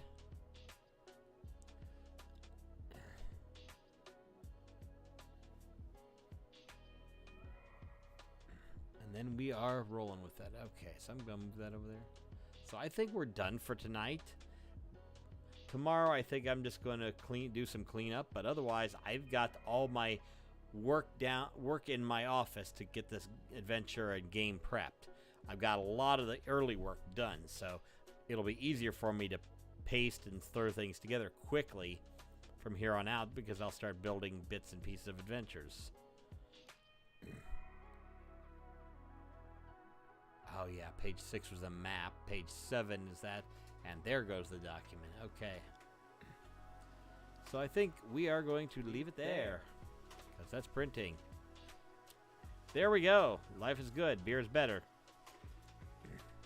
Yeah, suing Sound Stripe for my music today. So let's just say... So there we go. I have my adventure ready. I've got my handouts ready. I've got my kind of quick sketch maps so that I know where things are going. I'm going to build some things. I'm using foam core to build some leveled things so we can kind of know. Oh no, you're not starting this new song. Goodbye. Kill that. So that'll be it for tonight. So until tomorrow. See you when I see you.